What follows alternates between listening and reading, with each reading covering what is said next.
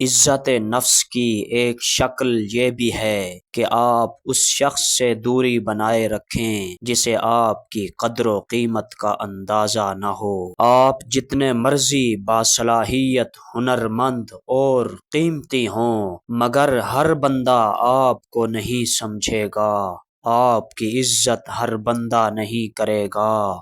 آپ کو ہر بندہ رسپیکٹ نہیں دے گا۔ کوئی جہالت میں پڑا ہوگا تو کوئی جلن میں مر رہا ہوگا، مگر یاد رکھو آپ کی زندگی میں کوئی ایسا خاص بندہ ضرور ہوگا جو آپ کی سنتا بھی ہوگا، آپ کو سمجھتا بھی ہوگا، آپ کی رسپیکٹ بھی دل سے کرتا ہوگا اور آپ کا ساتھ بھی پورا پورا دیتا ہوگا، مگر وہ بندہ یا تو آپ کے پاس ہوگا یا پھر آپ کو اسے ڈھونڈنا اور تلاش کرنا ہوگا۔ یاد رکھیں، ایسا مخلص، قدردان، وفادار دوست اگر آپ کی زندگی میں آ جائے تو وہ آپ کو اللہ کی طرف سے کسی خاص تحفے سے کم نہیں ہے۔ ایسے دوست اور ساتھی کی ہمیشہ قدر کیا کریں، کیونکہ ایسا انسان اکثر انسان کو اس کی ساری زندگی میں صرف ایک بار ملتا ہے، بار بار نہیں ملتا، اور یہ اللہ کی طرف سے بہت بڑی نعمت ہے، اور نعمت کا شکر ادا کرنا یہ انسان کے ذمے ہے۔ اگر انسان شکر کرے گا تو لئن شکرتم لازیدنکم،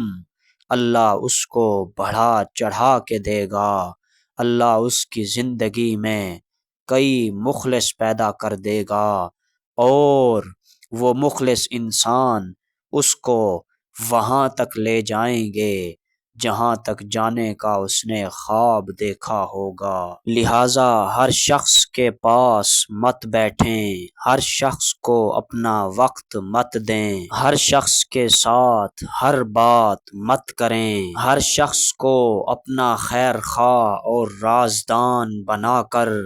اس کے سامنے اپنے حالات کا پٹارا مت کھولیں، ہر شخص کے سامنے اپنی غربت اور مشکلات کا رونا مت روئیں، ہر شخص کو ایک جیسا مت سمجھیں، ہر شخص کا مزاج، دماغ، مائنڈ، سوچ مختلف ہوا کرتی ہے، ہر بندے سے اس کی اوقات، حیثیت اور رتبے کے مطابق پیش آئیں۔ اسی چیز کو میرے پاک نبی نے امت کو سمجھایا ہے کہ انزل الناس منازلہم، لوگوں سے پیش آؤ ان کے رتبے اور حیثیت کے مطابق، ان کی اوقات کے مطابق۔ اس لیے تو علماء نے لکھا کہ کسی بھی متکبر کے سامنے اس نیت سے تکبر کرنا کہ آپ کے تکبر کو دیکھ کر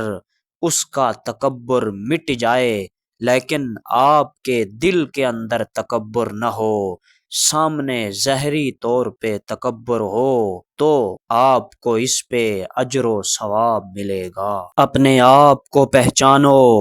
اپنی عزت کو پہچانو اور اس کی حفاظت کرو، اپنی صلاحیتوں کو بروئے کار لاؤ، اٹھو، ہمت کرو، میدان میں آؤ اور دنیا پہ چھا جاؤ اللہ کے فضل و کرم سے۔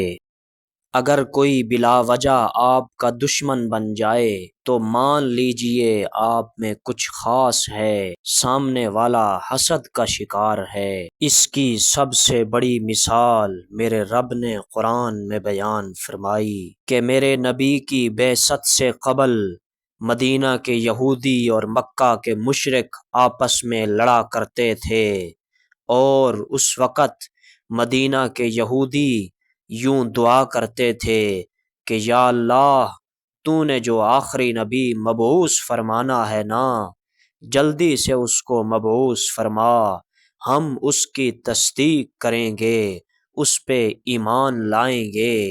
اور اس کے ساتھ مل کر ان مکہ کے مشرکوں کے ساتھ جہاد کریں گے۔ ہاں ایک بات ذہن نشین کر لو،